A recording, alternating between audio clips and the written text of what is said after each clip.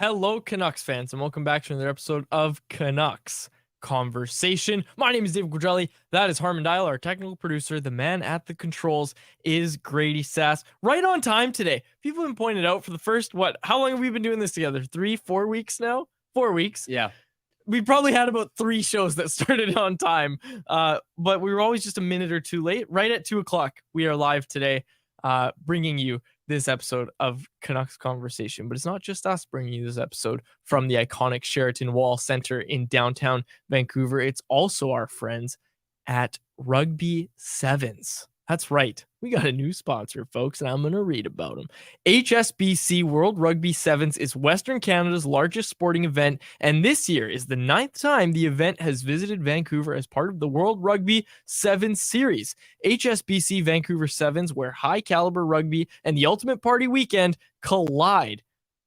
SVNS, ooh, there's a little acronym, truly is a sporting event like no other and a weekend you won't want to miss. For full 3 days from February 23rd to 25th, BC Place is going to be the place to be. 12 women's and 12 men's sevens teams, including 2 Canadian squads, take to the pitch for 3 full days of jam-packed rugby and partying. Tickets on sale now at vansevens.com, starting from just $40 per day. You ever watched rugby? Played it? Any? What's your experience with the sport? No affiliation at all. Really, eh? Yeah. Okay, so I went to high school in North Burnaby, and we, for some reason, we didn't have great basketball teams. We didn't have, we had a ball hockey team in my senior year and that type of stuff. But rugby, the Burnaby School Board, their rugby teams are good. They have good rugby teams, okay? And I played rugby in grade 8, and the joke was always that I was really fast in grade 8 because everybody was my size and I was just faster than everybody because I was still really light. But then everybody grew. And then by grade 9, grade 10, I played it in grade 8. I played rugby and I just played wing, which is the end position. So you know anything about rugby? Not formations, really. anything? Okay, anyways. Wing is just the guy at the end is usually the smallest guy, the fastest guy, just takes off. And that was me. And I enjoyed that sport for a solid year. And then everybody else grew. And I did not get any faster. And everybody else got faster. So my rugby career ended after 1 year. But it was fun. It was very fun. And no, Jeremy, I did not go to Burnaby North. The other one. The one people don't like to talk about as much. Anyways, let's get to today's show. We got a busy show today, believe it or not. Going to try to keep it shorter because it is obviously a game day, but we're going to be joined by Jeff Paterson in about 5-10 minutes time. Talk to him about a few different things, but one thing we're going to talk to him is one thing that I wanted to bring up early on, and that is something we touched on yesterday. The Canucks using rest as a weapon. This is something Jeff wrote about yesterday at Canucks Army. It's something I wanted to talk about a little bit further because Tocchet expanded on it at Morning Skate today, and we'll get the audio clip in a second, Grady. I know we've got to build up to it, but basically they were supposed to have a practice before the game against the Minnesota Wild. They canceled it. They were supposed to have a practice on Monday. They canceled that one as well, which means with an optional practice on Sunday out at UBC with the Pitbull concert in town, there were only a few players that got any practice over the past 2 days. So you guys like Pia Suter, who obviously needed the practice time, he was able to go get that practice time. But for guys like Quinn Hughes has had 2 full days off. He has not had to go do anything. That is great for him. That is great for the team. And I think it's going to be super important when we look at where this team is at the end of the month, how they're heading into the new year. I think it's going to pay dividends that they're doing this. Yeah, it's a long season, especially if you want to play the type of demanding defensive style of hockey that Tocchet has sort of implemented, right? It's one thing if you're a team looking to sustain top form and you play like the Canucks did previously, where it's just sort of run and gun and you don't back check as hard, you aren't as focused on reloading, you can get away with not winning your wall battles. But if you're on a night in, night out basis going to commit to blocking a lot of shots, to winning those battles, to back checking like crazy, then you have to be really mindful of managing your energy levels throughout the course of a season, especially because with the Canucks being a West Coast team, you're going to inevitably travel a lot more than your opponents, especially the ones in the Eastern Conference. So I like, and I'll also bring up, Tocchet on a couple of occasions has brought up bringing science into it. So I don't know the extent of how involved he is with other members in the organization about that, but he seems really interested in so many different departments. Just overall, he seems very open-minded as a coach. He's spoken a lot about analytics. He's spoken a lot about the science department, managing rest. I'm sure he's even when the Sedins first sort of arrived, and he mentioned how much he was able to pick up from them, even in terms of little things like stick checking wall battles. That those are messages he could pass on to players as well. Seems very open-minded as a coach, wanting to get the input of others, and I'm sure that's part of what's gone into him giving the group a little bit more rest. He's almost like a modern day old school coach, right? Like we've talked about it before with his answers, regarding stuff like Adam Johnson's passing and how he was supporting his players and, opening up about how he goes through the grieving process and all of that sort of stuff. He's kind of like, yes, he is old school, but he's also, with a modern flair on it. And I think he's a really good fit for this team. And that's something that we'll bring it up during the anyone else section. But our pal Patrick Johnson over at the Province had a Q&A with with Jim Rutherford, and he spoke about Tocchet's kind of style as a coach. A lot of different stuff in that interview. We'll get to it during anyone else, but I wanted to get to this clip here, Grady, from Rick Tocchet here at Morning Skate, courtesy of our friend Jeff Paterson, who asked the question here. Yeah, I think as a coach, there's spots that you can't be afraid to give your team 2 days off, or like 75% of your team 2 days off. I mean, in the summer when you think about it, you're like, oh, I can't, you can't do it. But I think in season there's just gut feelings, and you got to go with it. And I just felt after that Carolina game, we could use the 2 days. And I don't think I did it last year. And you look at spots in the season to try to do it, and maybe a little ahead of schedule that I wanted to do it, but I really felt that we needed these 2 days. Whether I don't think it's a correlation if we win or lose tonight. I think it's we're playing the long game, and I think that's an important part. Okay. So yes, rest is a weapon. We'll continue this conversation with Jeff Paterson. But before we do that, Tampa Bay Lightning in town tonight. 47 points on the year for Nikita Kucherov. Not even close to the guy who's in second, which is JT Miller at the time of this recording. Talk to me about the Tampa Bay Lightning. Talk to me about Nikita Kucherov. How did the Canucks shut him and the Lightning down tonight? Well, the Lightning are a really interesting team to try and wrap your head around what exactly they are, because, of course, with Kucherov and Point, they have such a dominant top line. They have such an electric power play. You definitely don't want to be taking the types of penalties that the Canucks did on Saturday night against Carolina. And yet, you look at the middle of their lineup and it's just not nearly as potent as it used to be. I mean, even before I get into that, I also just want to point out, I'm curious to see what version of Andrei Vasilevskiy the Canucks get. I'm assuming he's starting. I haven't double checked to confirm, but Vasilevskiy on the season has an .899 save percentage. The Lightning as a whole have allowed 5-5 goals against at the highest rate of all NHL teams except San Jose. Now, of course, up until Vasilevsky's recent return, they haven't had him. They've leaned on Jonas Johansson a lot in net, so that obviously affects their goal prevention efforts. But also, when you look at their shot and chance against numbers, they're a team that gives up a lot. In both those categories, they're in the bottom third of NHL teams. So if you're the Canucks, you probably know that you're going to be able to get your offensive looks. This isn't the same Lightning team that used to be able to roll out the Yanni Gourde checking shutdown line and had that three-headed monster on that left side of Hedman, Sergachev, and McDonough. McDonough used to really be the quiet backbone of that blue line because, yes, Hedman's the most important defenseman, but McDonough was the one that took on the toughest matchups against the opposition's best players, and I don't think they've really been able to fully plug in that whole, even though that trade made a lot of sense because McDonough's declined since getting to Nashville. The other thing I wanted to point out with Vasilevskiy is since his return from injury, he started slow, yet he's picked up 3 wins in his last 3 starts with a .949 save percentage. So that's why I'm so curious, because since his return, he was really awful in the first 3 starts or so. And then now he's been on an absolute heater.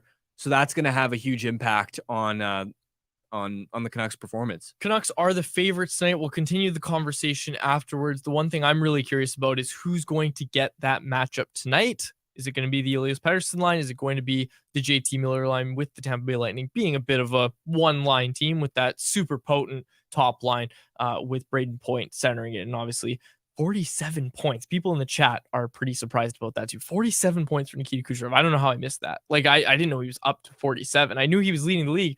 I didn't know he was at 47. That's bananas. Well, Anyways, you look at the last time the Canucks played the Lightning, they were in it for quite a while, and then Kucherov just had like a 5 to 10 minute stretch where he single-handedly took that game and stole it from the Canucks. It was pretty incredible to watch. He's so hard to defend because he can hit those cross-ice passes in spots that almost no other player can, right? You'll think as a defender that you have him on the outside, that you're as a team in the right positions, and yet he'll make like a blind spinning pass and somehow hit a guy on the back door, which the Canucks have to be really mindful of, because over the last 10 games or so, they have been a lot more leaky when it comes to those backdoor plays, which is something that Tocchet referenced as well this morning when Drance asked about Demko's save percentage sliding over his last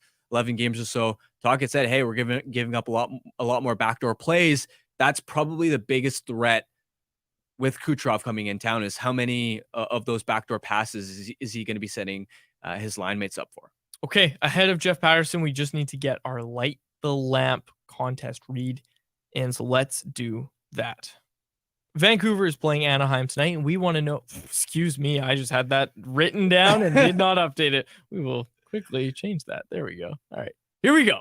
Vancouver is playing Tampa Bay tonight, and we want to know who's going to score the first goal for Vancouver. If you nail it, you could win a $25 gift card to the Four Winds Tap Room, located at 72nd and River Road in Delta. Enter by following us on social media. Keep an eye out for today's show clip and comment who you think will light the lamp and score the first goal tonight. Winners will be contacted directly. Check us out at Canucks Army or at Canucks Convo on Twitter, at CanucksArmy.com on Instagram, and Canucks Army on Facebook. And make sure you ask about the Four Winds Light Lager at your local liquor store, or have some delivered to your front door through the online shop at fourwindsbrewing.ca. I'm going with Niels Höglander. Oh, you're really thinking it's vibes, man. Just go. Coronic. There you go. There it is. Okay. Let's bring him in. Our pal Jeff, thank you for waiting. Sorry this took us a bit. I thought they were playing the Anaheim Ducks tonight somehow. Jeff Paterson is brought to you by our friends over at Greta, the home of our electric watch parties. Greta is Canucks Army spot to catch the game throughout the season, playoffs, and also our place to chill in the off season. I nailed that one, Jeff. Yeah, I think you had Alex Killorn on your mind is what happened here. And of course, a longtime member of that Tampa team. And it was interesting listening to Harm's breakdown of the Lightning. And they are a fascinating team to me, because the star power and the name power, just that brand recognition, is still there. Stamkos and Kucherov and Victor Hedman and Vasilevsky. But you talk about that next layer, and we've seen this, that you can't keep teams together in the salary cap era. So it's not just Killorn, Yanni Gourde, Palat, Ross Colton, Corey Perry, Patrick Maroon, like all those guys that were parts of the depth of those Stanley Cup teams. They've moved on. This is the challenge now for Tampa, is trying to replace, at lower price points and find value players that can come in and step up. But yeah, Kucherov, the one trip through Vancouver, unless somehow these teams were to meet in the Stanley Cup final, and look, Stamkos getting on in years now. Every opportunity you get to see this guy, just watching him operate on the half wall and the power play, worth the price of admission. The big question for the Lightning guys, though, is Victor Hedman left the game the other night in Seattle, didn't return, and is listed as questionable for tonight. Now, Victor Hedman, who just passed the 1,000-game mark, I think we all know what he is and what he means to the Tampa team. Leads them in average ice time per game and is also third on this team in scoring. So if he can't go tonight, that is a big blow for Tampa, but also massive opportunity for the Vancouver Canucks. J-Pat, which forward line would you use head-to-head against the Kucherov line? Because last game we saw Elias Pettersson's line go head-to-head against Sebastian Aho's line, but for most of this season, it's been the JT Miller line getting the tough matchups. Yeah, and with all due respect to Sebastian Aho, who is a terrific player, he's not Nikita Kucherov the way that Kucherov is going right now. I think they're going to start with JT Miller. That's my hunch, and I think you play to JT Miller and the fact that there's been a little bit of leakage in his two-way game here of late. The offensive numbers are all still there for him. He's contributing. He's helping this team win more than it's losing, but I do think on balance, and we've seen a few teams, Colorado, Vegas, top teams in the NHL, they've kind of had their way in terms of the matchup game. So we'll see. But I think you look at JT Miller, a former member of this Tampa team. I think that probably, gets him fired up, even though he's done this a few times since the trade. But you look over and he's still got some friends on that side. And I think you appeal to his professional pride and challenge him. He's number 2 in scoring, but the guy that he's trailing is the guy that ultimately the Canucks are going to have to stop here tonight. So I think that I'm expecting it'll be the Miller line. Now, with Nils Höglander there, that's a different wrinkle because we know that it's still a work in progress as well as he's played here. And I love the fact that he seems to have gained the coach's trust and, was out there late in the game the other night against Carolina, protecting a lead and diving in the neutral zone to be disruptive and break up plays and winning board battles and all those types of things. So those are all steps in the right direction for Nils Höglander. Again, that was Carolina. This is a Tampa team with, as much top-end firepower as you can find in the National Hockey League, maybe save for Edmonton. So big challenge there if Nils Höglander is part of the group that's asked to do that. What I've liked about this coaching staff, though, of late is they seem pretty malleable. And if the Miller line's not getting it done, then, don't stick with it. Go to plan B, and that's Elias Paterson, and we've seen that he can handle the two-way game. And I thought it was fascinating the other night, guys, the fact that the Canucks milked a 4-3 lead, and Quinn Hughes had 2 shifts in the final 6 minutes. That, again, it spoke to the coaching staff recognizing that this guy who's been all world for them and is going to be again, he wasn't playing all that well the other night. Had the bad turnover that led to the first Carolina goal. The amount of hockey that this guy has played and the amount of ice time he's logged, I don't know if that caught up to him. It was an off night for Quinn Hughes. They still win the hockey game. But the fact that they didn't need to rely on him down the stretch, again, I think is showing a growth and maturity in this coaching staff that a month ago, I think they would have just played the wheels off those top-end guys and hoped for the best. Now they recognize that on some nights, look, I'm not sure that Tyler Myers and Nikita Zadorov is the answer to play the final 90 seconds of 1-goal games, the rest of the way. But the other night, it was enough and it was effective. And so I think you'll see the coaching staff go into this game tonight with a game plan. But if the game plan and the game aren't going the way that they had hoped, I think there's a willingness now to move away from that game plan and be flexible to make the necessary adjustments. You brought up Quinn Hughes looking a little bit off potentially. The back-to-back days off. You wrote about it at Canucks Army. What'd you make of that, and how do you think the team's going to respond tonight with that? Yeah, and I think this is instructive. The fact that people in this market, maybe we're seeing a maturity is from the fan base as well, that people aren't freaking out. Quinn Hughes has 3 points in his last 6 games. Like, Quinn Hughes is not a half a point a game guy. And yet through it, the Canucks have more than held their own. But I do think some of that is just the workload catching up, the compressed schedule that they had in November. We spent a lot of time a couple of weeks ago looking at that schedule, 10 games in 17 nights, 8 different cities, all the travel. On top of that, nobody in the National Hockey League played more minutes than Quinn Hughes, and Filip Hronek was second in the entire league. So here's this compressed schedule that's taxing in and of itself. And on top of that, you've got 2 guys on your back end that log more minutes than anybody in the National Hockey League. So you can understand if at some point Quinn Hughes hits a little bit of a wall. He's human. I know he doesn't look like it on a lot of nights, but he is human. And so again, I just think, we think of Rick Tocchet, those of us that are old enough to remember as a player, this hard-nosed, tough as nails. But there is an evolution in Rick Tocchet, the coach, and he seems pretty in tune and in touch with his hockey club and what they need. And the genesis of the article was after the game against Minnesota, he spoke about how, he had intended to practice them last Wednesday after the loss to New Jersey, where they were a defensive carnival and gave up 6 goals, the most goals they've given up all year. And I think a lot of us thought, this is going to be a tough practice and crack the whip. And instead, he recognized that his team didn't have it against the Devils. And instead of, hammering down, he backed off. He gave them the day off then. And then they beat Carolina. Sunday was an optional, and a handful of guys took the option to skate, but a lot of the big names didn't. And then Monday was a full team day off. So 2 full days off for a lot of the guys, particularly the stars, the ones that have played an awful lot. And I thought it was interesting that you played the clip there where he said, you can't be afraid to give your team 2 consecutive days off. Now, he said he had looked at the calendar. He thought this was something that he would have to do later in the season. So maybe he was a little ahead of the curve in that regard. Whatever the case, I think players will respect a coach that says, hey, guys, rather than me skating the devil out of you, I'm going to give you the day off. I'm going to back off here and play the long game, as he said. So, I do think that there's a lot of thought that goes into this. I give Rick Tocchet credit. Coaches love practice time. He always talks about how much practice time, this is a 5-game homestand. So they've been at home for the better part of 2 weeks, and they've had 2, by my count, official full team practices in the month of December. And here it is, the 12th. So, are there areas of their game that could use some help? Sure. But I think Rick Tocchet recognizes that a 45-minute skate, as opposed to just getting guys to stay away from the rink. And it's not even the physical. I mean, the physical is a big part of it, but the mental too, just to clear your head. I mean, it's taxing to play in the best league in the world, especially to play a key role as so many of the top guys do. So, the psychology of it is fascinating to me. And, it's interesting, just as I wrote that story, got a lot of feedback from a lot of minor hockey coaches out there that thought, hey, this is really interesting. This is an angle that, we've wondered about as well. Thanks for writing it. They like the input and the insight that Rick Tocchet provided on sort of his decision-making process of when to step up and when to back off.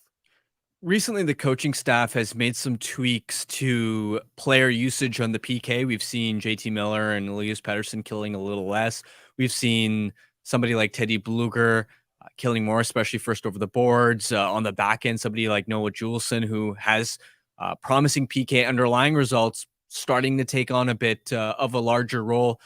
When you look at this penalty kill, J-Pat, how much room do you think is there to squeeze better results given the personnel? What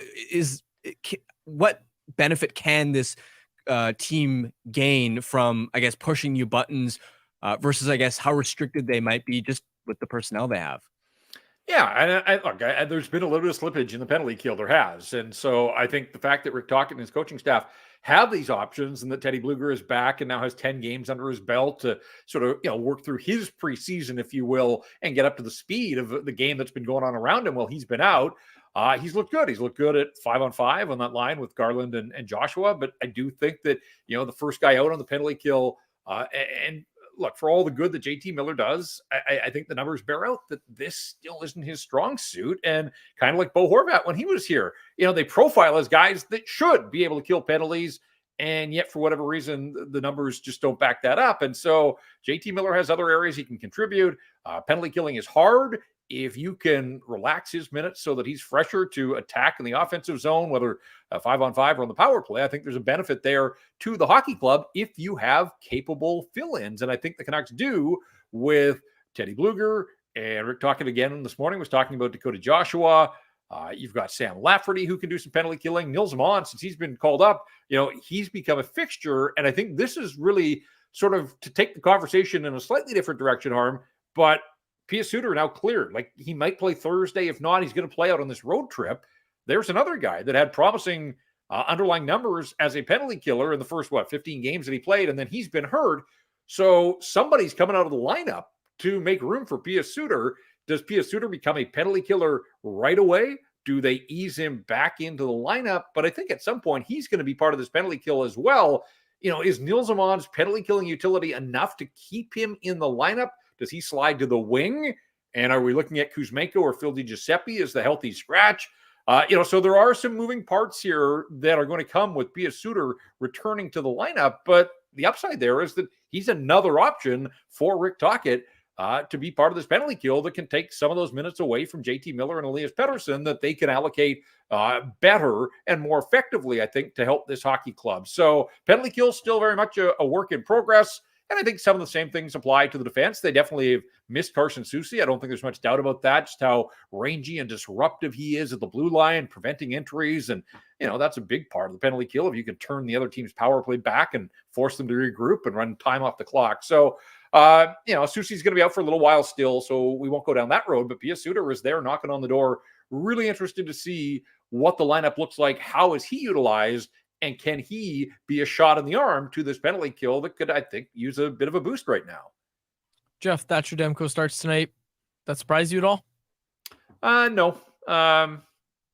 They coming off a win the other night, Tampa, again, we talked about the top end skill there. I mean, I think these are the games that a number one goaltender wants. You want to test yourself. Tampa got a win the other night, or last time these teams played in October. Interesting to note that Thatcher Demko has never beaten the Tampa Lightning. Now he's 0-3, so it's not like he's 0-13, but has never been able to get a victory against Tampa. And of course, Tampa's been at the top of its cycle during Demko's time in the National Hockey League. So, could they have gone to Casey DeSmith? Sure. I mean, he's stepped in and provided ample goaltending when he's got the tap on the shoulder, but it just kind of feels like it's 3 or 4 games for Demko and then 1 for DeSmith. And of course, with Roberto Luongo night on Thursday, I think you're going to be looking at a night for your number one goaltender there. I'd be really surprised if Casey DeSmith got that start, although he did defeat the Florida Panthers down in Sunrise earlier in this season. So again, there are decisions to be made, but to answer your question in a roundabout way, no, not surprised. Again, I think Thatcher Demko, there's a little bit of room for him to up his level of game, and just like the guys out in front of him. And if the Canucks are going to get a win against Tampa, something tells me that Thatcher Demko is going to have his finger, or at least his glove prints, on the end result. Yeah. So it's Luongo Ring of Honor night on Thursday night, and I don't know if everybody knows this. I'm saying it more for the listeners. I know you know about it, Jeff, but there's going to be a ceremonial puck drop with the goaltenders, and I'm sure that photo is going to be printed and put up at Rogers Arena, and with Casey DeSmith being the goaltender at center ice, that would be something. I wanted to quickly ask you about the Luongo stick bid that's going on right now at Canucks Army. Just talk about that a little bit.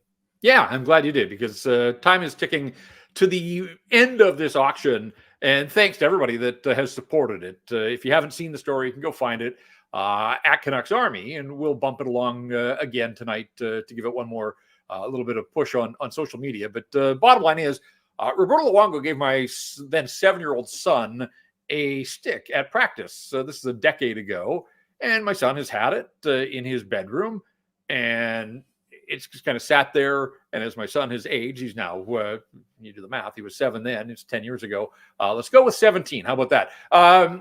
The stick has found its way into storage here in our house. And we thought, there's got to be a better place for it. Like, whether it's collectors or people with a man cave, whatever, it would look good on the wall. Christmas present, a unique gift. And we tied this in with the Ring of Honor night. And so we were conducting this auction of an autographed Roberto Luongo. It was a practice use Reebok stick. You can see photos of it in the story at Canucks Army. And we just opened up the bids. And I can tell you right now, the leading bid with just over 24 hours to go is $1,000. $1,000. Yep. And it's all going to charity. We were very clear about this. This isn't me trying to sell a Roberto Luongo stick in the back alley around Rogers Arena. This is all going to the Canucks for Kids Fund. And we just thought spirit of the season, tied in with the Ring of Honor night, the stick that it was sitting here in storage. Clearly, there was a better use for it. So we've had some really generous bids, but none more generous than $1,000. So if you want to get your hands on this Roberto Luongo autograph stick and be the winner of this auction, you're going to have to get off the wallet and step up and come up with something more than $1,000, which blows my mind, because I was hoping to, raise a couple $100 for this, and the generosity of our leading bidder right now at $1,000 with just over 24 hours to go. So the auction closes at the end of the day tomorrow, so that we can announce the winning bid on Thursday, which is game day. Yeah, and all the money's going to the Canucks for Kids funds before people come at me, say that I'm trying to pocket all the money. Exactly. That's been said about me before. Anyways. Jeff, thank you for doing this, my friend. Always fun, guys. Looking forward to it. The Ducks, one of my favorite teams to watch. So this will be an incredible night tonight. Thanks, Jeff. There he is, Jeff Paterson. You're a wagon duck. I had the Ducks on the mind, man. I had the Ducks on my mind. I don't know how that happened, because anyways, I'm not gonna get into it. Whatever. Anyways, Tampa Bay. That is who the Vancouver Canucks are playing this evening. Our thanks again to Jeff Paterson. Quickly on the goaltenders, I wanted to quickly talk about it. I really thought this was going to be a Casey DeSmith start because I think when you look at the Canucks schedule, you're getting into that territory where if you only play him on back-to-back nights, you're going to start giving him the Jarl Halak treatment, which you don't want. But he had gone over 2 weeks before his last start. When he made his last start, the one before that had been over 2 weeks. So maybe a week and a half, whatever. It had been a while, and it had been the longest portion of the season. He came out, played great, pitches a shutout, talks about it post-game and said, yeah, like I pride myself on being that guy who doesn't have to play all the time and can just come in and give you solid goaltending whenever I'm called upon. Obviously, Casey Smith wants to play, but it's interesting to me because I thought the Canucks would want to try to get him in this game because he's not going to play Thursday. He's obviously going to play one of the back-to-backs, but he's not going to play Thursday. It's like Jeff said, you've got that ceremonial puck drop with Roberto Luongo. Thatcher Demko's got the Luongo tribute on his helmet. Thatcher Demko wants to be a part of that. I'd be very, very shocked if Casey Smith starts that game on Thursday. And I don't know if I'm equally as shocked that Thatcher Demko starts tonight. I think probably a fine move, but I think if it wasn't Roberto Luongo tribute night, you would start Demko tonight and without even thinking about it, you put DeSmith in on Thursday. But now it looks like it's going to be 2 Demko starts and then one of the back-to-backs on the weekend. Just interesting to me. They do have the holiday break after San Jose. So they've basically got one game just to Philly between the 24th and the 31st to close out the month. And they even have New Year's off. So I'm sure the coaching staff is looking at that as well as a huge break in the schedule. Yeah, that's true. They played the 28th after Christmas. Of course, they play on the 23rd against San Jose Sharks. They play on the 28th, and they don't play again until January 2nd. I can't remember the last time that they had a break like that for the new year because they definitely didn't last year. Last year, didn't they play on New Year's Eve? I can't remember. Anyways. Yeah, they did. They played Calgary. I remember because I took the night off. All right. Yes, our thanks again to Jeff Paterson. Let's get to anyone else as we're in the final stretch of today's show. It's time for anyone else presented by DoorDash. It's our listeners' chance to get involved and hit us up in the YouTube live chat. And it's also our listeners' chance to get 25% off and 0 delivery fees on their first order of $15 or more. That's right. For a limited time, our listeners can get 25% off and 0 delivery fees on their first order of $15 or more when they download the DoorDash app and enter code NATION25. That's all capital letters, NATION, and the numbers 25. Offer valid in Canada. Wow. Subject change. Terms do apply. What is with me today? Anyways. Terrible. I see we've got... Wow. Okay. Thanks. I see we've got some heaters in the chat here. Heater trade proposals? No, you should go look at the chat. There's a commenter who's actually got some decent takes and no one wants to hear it. He's G Ellis in the chat here. Actually has some decent takes in here. He's got a lot of bad ones, which maybe he doesn't want to hear, but some good takes in here, and people are making fun of him. And he keeps throwing them out there. He doesn't stop. He just keeps going, and people are suggesting we give him a segment. But this is the anyone else. You can't just say that without at least dropping one of the takes. Yeah. Okay. Well, the one take that I saw from G Ellis that I liked. Give us a really bad one and a good one. Okay. Okay. Well, he said Elias Paterson isn't worth over 10 mil. Okay, that's okay. So there's very rough. Garland should be 2 mil, not 5. There's a good one, I think. Garland's better than a $2 million player. I don't know. G Ellis and we were hanging out and we said that Garland 2 mil. What else did he say? I want to get to the good one. The good one that he said was about Filip Hronek, and he said if you keep playing Filip Hronek with Quinn Hughes, he's gonna want $8 million, and he's not worth $8 million. And he's absolutely right. Yeah, there you go. G Ellis, you got Harmon to agree with you. It's tough because they played so well together. So from an on-ice perspective, you want to keep rolling with what's working. But if Hronek wants the bag, he's also got to prove that he can drive a pair without Hughes. So that's something the Canucks are going to have to, I guess, work through. And of course, you're going to have more options once Soucy's back, and then you'll have more combinations. You can even feel potentially a little bit more comfortable if you want to split them up and experiment with different combinations. So yeah, I wonder how we'll get there, because that's something we talked about Ethan Bear a lot yesterday and what life would look like without him. But that's something we didn't really talk about, was whenever we were speaking about Philip Hronek, or at least when I said, well, when Ethan Bear comes back, he's just going to play with Quinn Hughes, and you'll be able to get a sense of what Philip Hronek looks like driving a pair on his own. I wonder what that's going to look like. I'm assuming we'll get to know more when everybody is healthy, like when Carson Soucy returns and they have those 4 lefties in the lineup. I think we'll get a chance to see what that looks like, but I'm very curious. I'm very curious what that ends up being. And Sniper pointed out here, chat is wild today. I am loving it. We've got a lot of listener interaction. Brian Choi hasn't listened to an episode in a while because he asked why there's no interaction with the viewers since Faber left. We do it every day. We interact with the viewers in the live chat. Brian, I almost called him Faber there. I wonder if Faber's watching. It's funny because that's what happens is, and Brian, you haven't watched in a while. What we'll do is we'll bring up something and then Faber will text us, or he'll go in the chat. Like he'll go in the live chat and just be like, hi folks. So like after we've said something about him. So hopefully I just summoned him if he's watching. Hopefully he gets in the chat there. Okay. This one is from Jesse for me. Aside from the mysterious floating RC Orca, what RC inflatable player, logo, mascot would you like to see around the rink? I would like to see like an RC Pavel Bure just floating around the rink, but it's so fast and you can't really track it down. Like that would be a cool, you'd think about it this way. You'd have all the newer fans, right?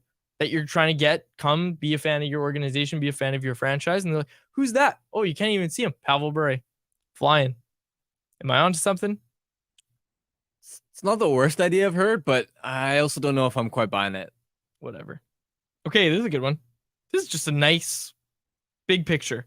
Andrew Christensen asked, and I'll let you answer it first. Your favorite player of all time, not necessarily Canuck, favorite player of all time. I'd say Kessler for me. I was, of course, a huge diehard in the 2011 run. I was a fan before that, but that was such a special run, and Kessler was my favorite player. Just such a heart and soul player, and of course, his exit wasn't the best, but I also sort of understood it where I was like, okay, this guy's just hyper competitive and is miserable if he's not contending for a cup. And I am actually pretty sad that he didn't get to win a Stanley Cup in his career, as I am for a lot of members of that 2011 core. Speaking of which, my favorite player growing up, especially Roberto Luongo. Like it was Roberto Luongo, hands down. The glove hand, and I spoke about it yesterday. You forget how good his glove hand really was, and then you see these compilations and quickest hand, glove hand in the NHL. Someone jumped in. A lot of people jumped in with the RC inflatable idea. Someone said they want to see a flying skate inflatable so that it actually flies. Someone else said an inflatable of John Garrett. This is Commander Vander that said this, blessing us all with hot dogs. Because remember how the RC Orca used to drop like, I don't know, like Blockbuster tickets and stuff? I don't remember that. You ever been to a Blockbuster? I've been to a Blockbuster. Okay, yeah. Good. I'm just making sure because we're the same age. We should both have had that experience. But yeah, they used to drop like vouchers and stuff from this RC Orca.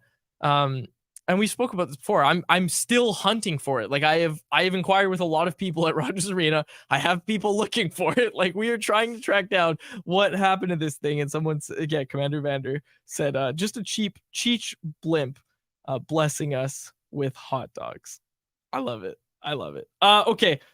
Jesse C, this one I'll throw to you, Harman. Sellers or buyers market at the deadline affected by knowing the cap increase for next year? Is it a sellers or buyers market at the deadline affected by knowing the cap increase for next year, or still potentially quiet? Good question. I haven't had a chance to really think about it too much yet.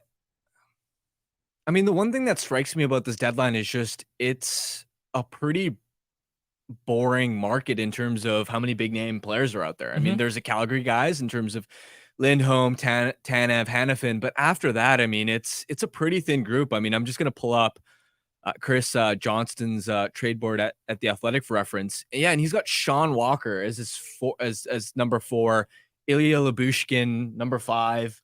That's a third pairing defenseman. And of course, this was done 2 weeks ago, so but there's been some new names changed. Like Kuzmenko's thrown in there, maybe. But yeah, like the point is, it's a pretty boring deadline, at least in terms of obvious pending UFAs that you can point to. Right, last season there was Timo Meier, there was Bo Horvat, there were a lot of exciting big name targets, but outside of Calgary, there isn't a whole lot.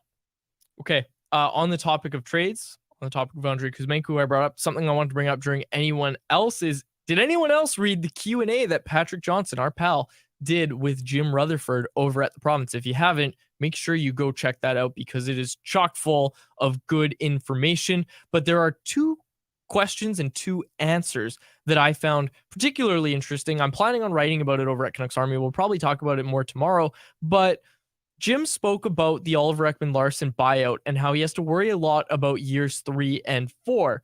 Spoke about how the plan to contend during those years kind of hinges on, and I don't want to misquote him, go read the article. He talked about if you want to be competitive and you have to contend, you're always going to be against the cap, all that sort of stuff. But he talked about these young players coming in the pipeline. If they get to where we're projecting them to be, that all will fall into place. And then he went on to say, you don't want to rely on that, but they do feel confident about the work that Jeremy Colleton is doing out in Abbotsford, the development he's doing with those players. And you just think about back to the conversation we had when Dallas was in town and we were speaking about them and how they've managed to stay competitive. And it's, it's guys like Wyatt Johnson and those players coming in on ELCs and being impact players. I was just trying to map it out in my head of what that might look like for the Canucks. Like Tom Willander, we expect would be here next year, right? Like pretty safe to say. If not at the start, by the end, he'd sign. Yeah, by the end. By the end sure. of next year, he'd sign. Might be here for the start. Like he might sign at the end of this year. It might happen. Probably won't, but it might happen. It also depends, right? Because you turn him pro. Do you want to? Is he ready to play in the NHL right away, or is he starting in the AHL? Exactly. Especially because we've seen, for instance, like David Juracek or Simon Nemec, who were drafted way, way higher, much higher pedigree. I shouldn't say much higher, but definitely higher. Like Nemec was a number 2 pick, and sure. Juracek is an absolute stud. They're in their draft +2 season, which will be Willander next season. Yeah. And the only reason Nemec is up in the AHL, even though he had been lighting it up, is because of Dougie Hamilton's injury. And Juracek has barely been playing, even though Columbus doesn't have a great blue line. Yep. So, and Nemec got bounced around during that Canucks game. Like I was watching, and JT Miller was hitting him a lot. He looked like he was getting his welcome to the NHL moment right before our eyes. And hey, he was playing first penalty kill. He basically was playing all of the minutes that Dougie Hamilton would play. Like he's playing top pair for the New Jersey Devils. So it's an interesting conversation. But still, even if it's not next season, right? Because this is the first year of the buyout. Willander being here, that still lines up. So Willander's one, right? Lekaramaki, if he's going to hit, he's going to be here by 2023, 2024. He'll be on an ELC for both of those seasons, you would assume. He's going to take time. But so you said 2023, 2024. The first season of the OEL buyout. No. Sorry. I didn't mean 2023, 24. I meant years 3 and 4 is what I meant. Okay, yeah. 3 and 4 of the OEL buyout, which will be when Lekaramaki's here. Because next year is year 2 of the OEL buyout. Is manageable with the cap, right? Yeah. Year 3 and 4 is where they are reasonable. really paying attention to. So it's just, and I maybe didn't do the best job explaining it, so my apologies to you, but it's really interesting hearing Jim Rutherford say this, that, this is kind of our plan to be competitive, is we need to have these guys come in. Further to this point, and I'm sure it's a bigger conversation we'll have later in later episodes, but it really gives me the sense that they don't want to trade this year's first round pick. Because how many bullets in your chamber do you have that you're extremely confident about? Like, are you extremely confident that Hunter Bustevich can come in and be an NHL defenseman in those years? Like, we're talking 2 years away, right? Years 3 and 4 of that buyout is when you need these guys in the lineup. You're confident about Willander. They definitely are. Lekaramaki, you're probably thinking, okay, he can come in. He can at least be a middle 6 winger. At in least years 3 and 4. You have to remember, prospects, this is the sad part about prospects. A lot of them just don't hit. And I'm not saying Lekaramaki's not going to, but it gets tricky when you're saying with certainty that he'll at least be a middle 6 forward. This is my point. Right? This is my point, because I'm trying to map out who they have that are like locks to be impact players. Willander might be the only one.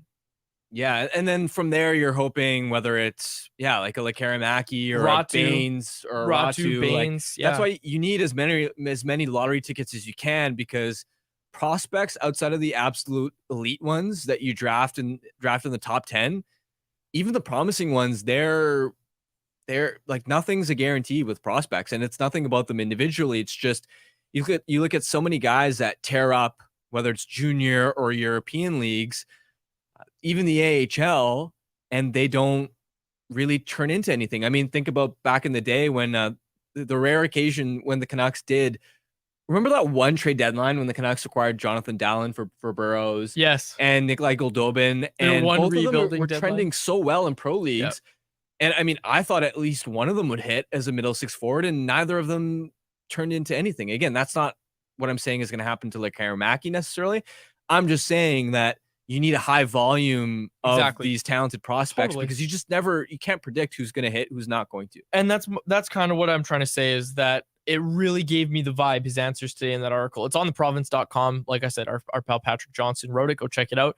It really made me think that, okay, they're probably not going to trade the first round pick this year, even though early in the season I was telling you that thing's good as gone. Of course they're getting rid of it. It really made me think, with that kind of outlook that Jim provided, really made me think that, yeah, this team does not want to trade their first round pick. Yeah, I'm curious what projections they're assuming internally, because that's going to ultimately shape their decision making with how, I guess, reluctant they are going to be to move future assets, whether it's picks or prospects, as they try and, I guess, straddle that line between you want to continue to upgrade this roster, but you also got to make sure that there are cost-efficient young players available down the road.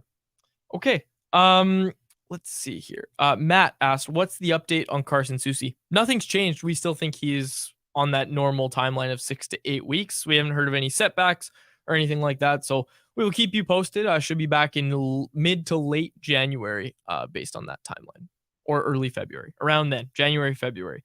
Late January, early February is what we are more realistically looking at. So we'll see when Carson Soucy makes his return. Okay, we got a lot here. We'll get to this one and then we'll close it out. Sonny D asked, if Kuzmenko is off the first unit, which forward replaces him? Say Nils Höglander, probably.